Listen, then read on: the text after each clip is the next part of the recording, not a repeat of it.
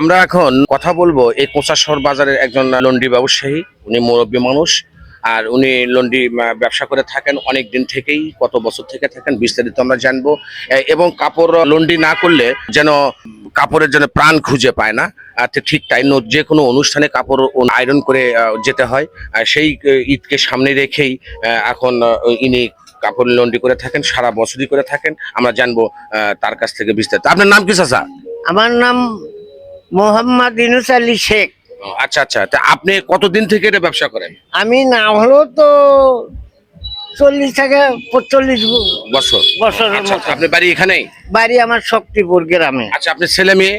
ছেলে মেয়ে 5 জন, ছেলে 3 জন, মেয়ে 2 জন। লেখাপড়া করাইছেন? বড়রা লেখাপড়া করাছে, মেট্রিক পাস করিনি, মেট্রিকে উঠে মানে আচ্ছা, আপনি কি ভাত কাপড় দেয় না তারা? না, ভাত কাপড় দেয়, তারা দেয়। আচ্ছা, আপনি এই যে এটা যে করেন, আপনি দিনে কত টাকা আসে?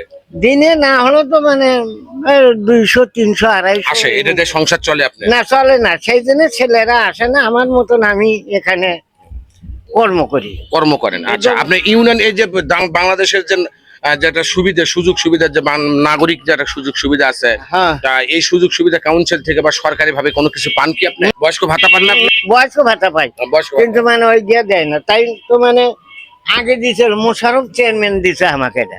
বর্তমানে এখানকার চেয়ারম্যান মোশারফ এখন বর্তমানে কিছু দেয়নি। দেয়নি? সেকেন্দার না, জহুরুল। জহুরুল। হ্যাঁ। আচ্ছা আচ্ছা, তো ধন্যবাদ আপনাকে।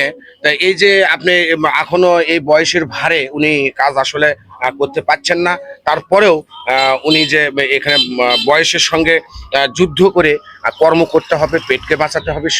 চাচি কি বেঁচে আছেন? না, তাই মারা গেছে। মারা গেছেন। তবু অন্যের উপর নির্ভর না করে উনি এখন নিজেই কর্ম করে খান। আর এই চাচাকে আমরা এই বয়সে যে কর্ম করে খাচ্ছেন তাকে আমরা সেলুট জানাই।